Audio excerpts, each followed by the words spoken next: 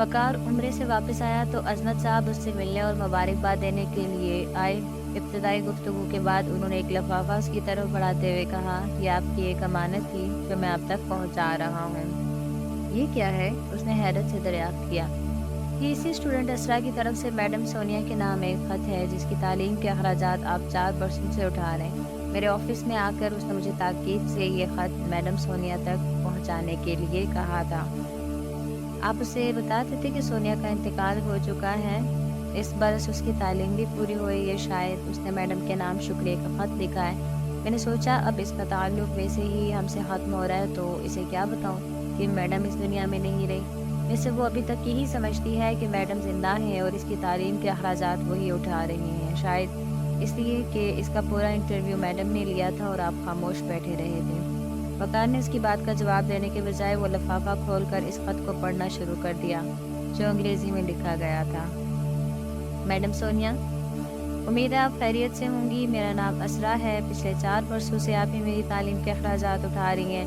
मैं इस पर आपकी बेहद शुक्रगुजार हूँ। मैं इस वर्ष MBA करके तालीम से फ़ारुग हो जाऊँगी। मेरा ख्याल था कि इसके बाद मेरी और मेरे ख़ानदान की मुश्किलात ख़त्म हो जाएंगी क्योंकि मुझे अच्छी जॉब मिल जाएगी, मगर ऐसा होने से पहले ही मेरा ख़ानदान एक नई मुसीबत में आ गया है। मेरे वालिद साहब को हेपेटाइटिस C का मर्ज़ हो गया है और तशख़ीस से मालूम हुआ है कि इस मर्ज़ ने इनका जिगर ख़राब कर दिया है। उनकी ज़िंदगी बचाने की एक ही शक्ल है कि उनका जिगर तब्दील किया जाए और यह इलाज इतना महंगा है कि मैं ख़ुद को बेचकर भी इसके पैसे नहीं जमा कर सकती। मेरे पास अब एक ही रास्ता है, एक ये कि मैं अपने बाप को अपनी आँखों के सामने मरते हुए देखूं। लेकिन न जाने क्यों मैंने आपको ये ख़त लिख दिया। मेरा नहीं ख्याल कि कोई मेरी मदद करेगा, लेकिन अगर आप मेरी मदद कर दें तो मैं वादा करती हूँ कि मुलाजमत के बाद आहिस्ता आहिस्ता आपके पैसे उतारती रहूँगी। आप मुझ पर एतमाद करें, मैं बिल्कुल झूठ नहीं बोल रही। असरा अहमद।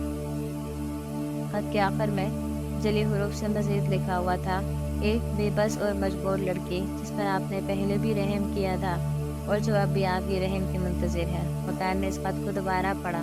इस ख़त की एक एक सतर से बेबसी झलक रही थी। वकार ने खामोशी से ये ख़त अजमत साहब की तरफ बढ़ा दिया।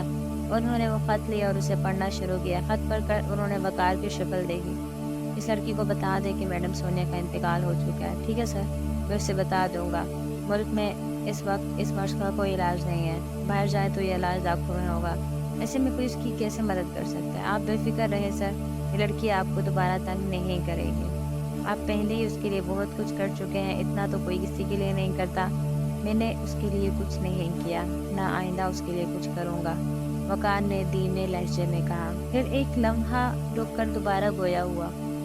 आपको जहमत तो होगी, मगर आप उसके घर चले जाएं, जाकर खुद सारी सूरत हाल का जायज़ा लें, इलाज की रकम मालूम करें।